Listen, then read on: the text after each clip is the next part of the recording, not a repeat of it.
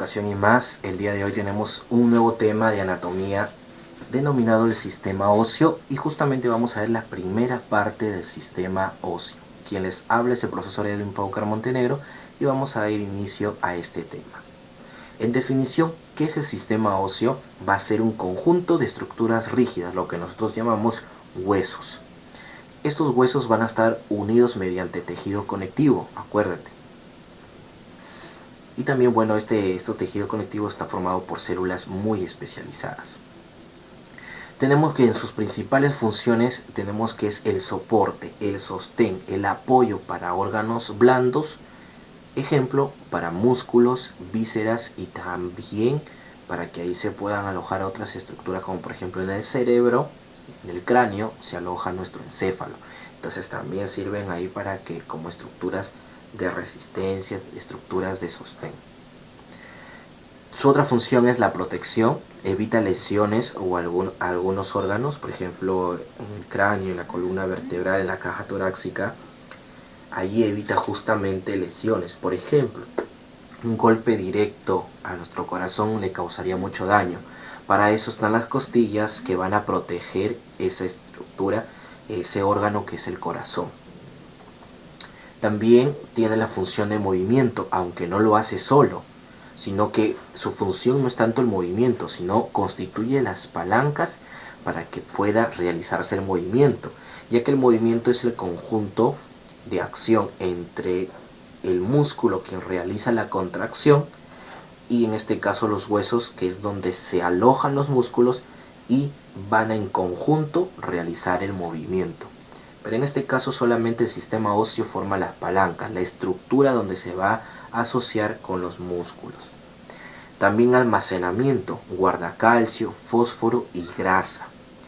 Hematopoiesis, una de las funciones casi no mucho mencionadas, pero muy importante, porque aquí es donde se producen las células sanguíneas en la médula ósea roja. Acuérdate, su función es producción de células sanguíneas. Tenemos el tejido óseo, que es un tejido conectivo, como lo mencionaba, con células muy dispersas y abundante sustancia intercelular, derivan del mesodermo. Aquí podemos tener un ejemplo de lo que es el tejido óseo. Ya lo vamos a ver un poquito más explicado a continuación, pero para saber sobre el tejido necesitamos saber cuáles son las células que van a formar este tejido. Entonces para eso vamos a ver cuáles son esas células. Una de ellas, la primera, es las osteoprogenitoras o también llamadas osteogénicas. Estas son las que se observan específicamente en la etapa prenatal, ¿no? Es la etapa en la que estas células aparecen y dan origen a las siguientes células denominadas osteoblastos. Representan la célula madre o pluripotenciales. Se ubican debajo de la capa del periósteo y endósteo. Tú acuérdate de esto porque más adelante te voy a explicar dónde se encuentra el periósteo y el endósteo. Pero acuérdate que se ubican debajo de estas capas, de estas dos, y permiten la elaboración de nuevas células óseas. Tiene esta forma, así que acuérdate, esta forma, una forma media achatada.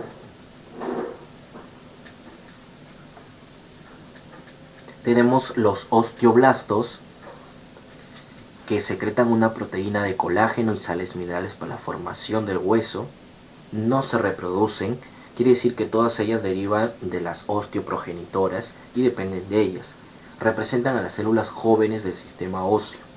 Se localizan debajo de la capa del periósteo y endósteo también.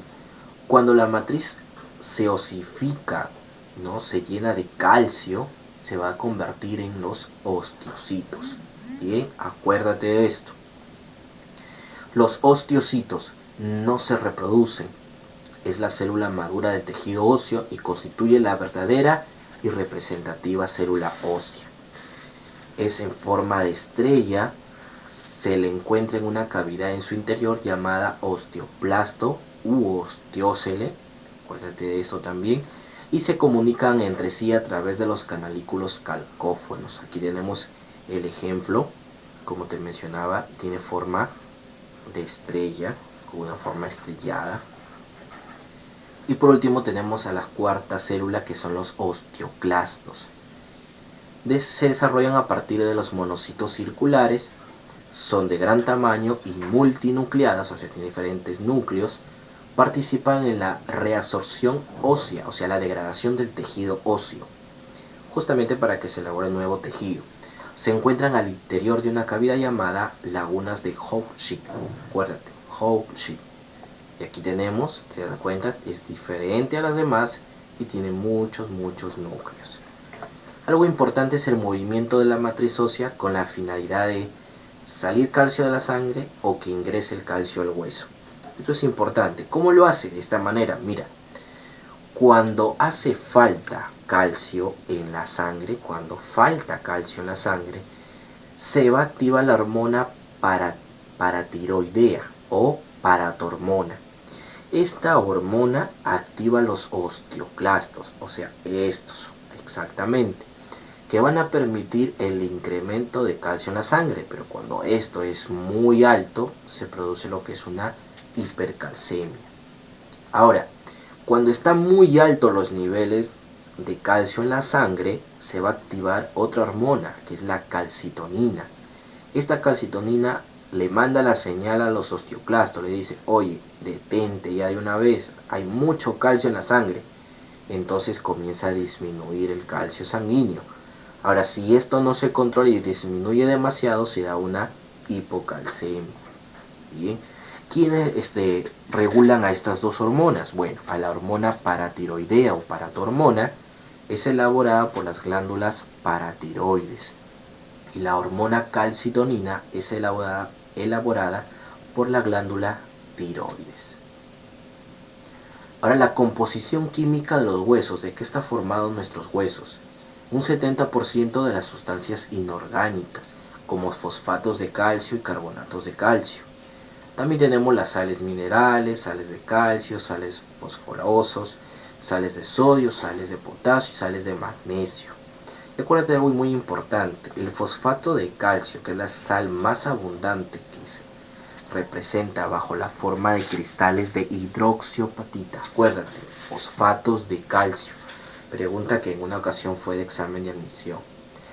Y otro 30% está formado por sustancias orgánicas como las fibras de colágenos o llamadas oceína, que puede tener colágeno, heparón sulfato, condritium sulfato, fosfatasa alcalina, y la combinación de sales cristalizadas, colágenas, producen la característica de dureza justamente del hueso.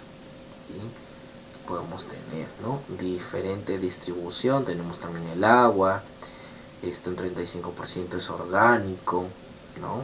Aquí tenemos justamente la composición.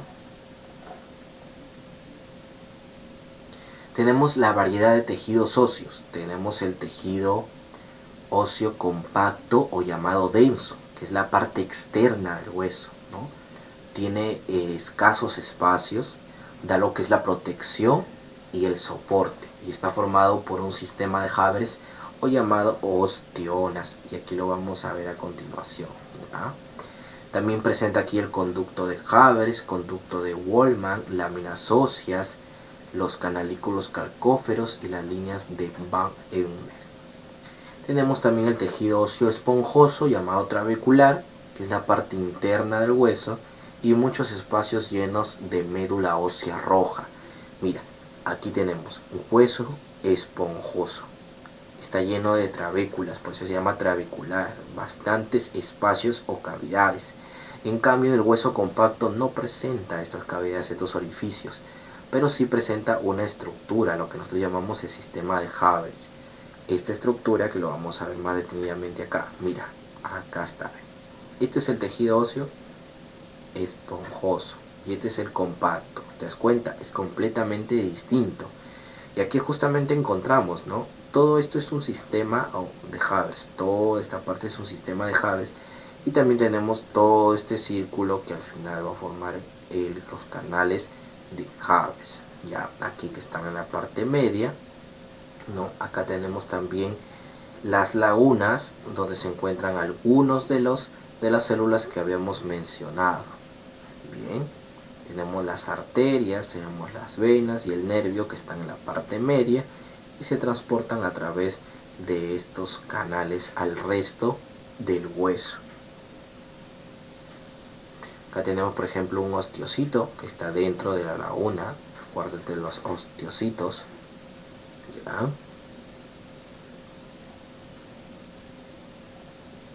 Ahora las membranas del hueso, hay dos membranas, el periósteo, ¿ya? Que significa alrededor del hueso, es una membrana conjuntiva fibrosa que rodea el hueso y tiene vasos sanguíneos, vasos linfáticos y nervios. Es esencialmente para el crecimiento, reparación y nutrición del hueso.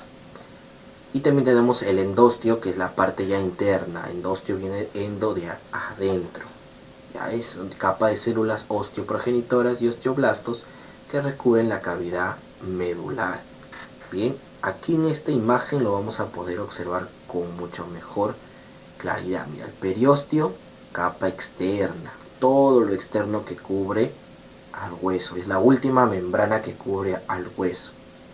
Bien, y el endostio es la cavidad que está dentro, mira, es esta capa que recubre a la parte media, la zona medular, porque este se le llama zona medular. Entonces toda esta capa que está dentro se llama endostio. Tenemos también la osificación. La osificación es cómo se convierte un hueso, cómo se llega a convertir justamente en algo óseo, en algo ya duro, resistente. Bien, la osificación tenemos dos tipos. La primera puede ser intramembranosa o directa y tiene lugar directamente en el tejido conectivo. ¿Ah? Por este proceso se forman los huesos planos, como la de la bóveda del cráneo, el hueso frontal, el hueso occipital, el parietal y el temporal. Lo podemos observar aquí, mira, aquí, todos estos huesos de aquí, que en algún momento han sido blandos y que han ido osificándose hasta tener su dureza característica, ¿ya? Son justamente estos huesos, entonces se osifican de manera intramembranosa. Pero tenemos también la osificación endocondral, que consiste en el reemplazo del cartílago hialino por hueso. Especialmente se dan huesos largos, es iniciada en el denominado centro de osificación primario o ubicado entre la mitad de la diáfisis. Aquí justamente tenemos, ¿no? ¿Qué pasa? Que desde la parte media del cartílago comienza a osificarse, a llenarse de calcio, a endurecer y va a comenzar a formar. Entonces el cartílago hialino se va reemplazando, se va reemplazando, se va reemplazando, se va reemplazando hasta osificarse por su completo y solamente el cartílago queda en los extremos para las articulaciones. Tenemos las fontanelas. ¿Qué son las fontanelas? Son aquellas estructuras cartilaginosas que con el tiempo se osifican, se cierran, se vuelven a tapar, en este caso por osificación, y que existen especialmente en lo que es nuestro cráneo. Tenemos la bregmática, que es la anterior, mayor frontal, y se obtura a los 18 y 24 meses. Estamos hablando de 2 años. La lamboidea, que es la posterior y occipital, y se obtura a partir del primer mes hasta los 2 meses. La térica, que es anterolateral o esfenoidea, y se obtura a los 3 meses. La astérica, o también llamada posterolateral o mastoidea, ya se inicia a partir del segundo mes y termina a los 12 meses. Y aquí justamente lo podemos observar. Mira, esta es la fontanela anterior, que esta sería la bregmática. De la fontanela posterior, que estaríamos hablando de la lamboidea. Bien, esta de aquí, la esfenoidal, que es esta justamente, la fontanela térica, y la de que está atrás, la fontanela mastoidea, es la fontanela astérica. Y también tenemos suturas, la sutura metópica, que es la sutura que va a dividir a las dos mitades del hueso frontal. Sí, hasta los 6 meses aproximadamente se tiene esa sutura que se va justamente a osificar hasta formar un solo hueso, que es el frontal. Tenemos la coronal, ¿no?, que divide en este caso entre el frontal y los dos parietales. Estamos hablando de esta sutura, acá está, esta sutura, el frontal de los parietales. Tenemos la sutura sagital entre los dos parietales, es esta de acá, es toda esta sutura. Tenemos la sutura lamboidea entre el occipital y los dos parietales, que es esta de acá, ¿no? Es esta que está en la parte posterior, sutura lamboidea. Y tenemos también la sutura escamosa. Esa sutura escamosa es esta de acá, que va a dividir justamente el temporal y el parietal, estos dos. Tenemos también tipos de huesos, como por ejemplo los huesos largos, donde lo predominante es su longitud, ¿no? Presenta un cuerpo de diáfisis y dos extremidades que se llaman epífisis. Entre la diáfisis y la epífisis hay una zona cartilaginosa nosificada denominada metáfisis, y esta metáfisis permite que crezca el hueso y después obviamente se osifique.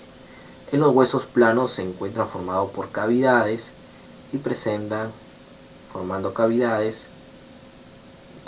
dos láminas de tejido óseo compacto que encierran entre sí a una capa de tejido óseo esponjoso llamado tablas o diploides respectivamente. Tenemos los huesos cortos, que justamente sus tres dimensiones son pequeñas y iguales también. En este caso tenemos a los carpos, al tarso, incluso a las vértebras se les considera como huesos cortos, pero también se les puede denominar huesos irregulares.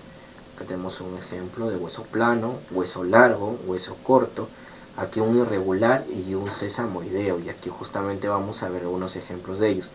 Los sesamoideos, como la rótula, ¿no? Se les denomina así porque están anexados a un tendón o ligamento. También tenemos lo que es los arqueados, como en este caso de las costillas, ¿no?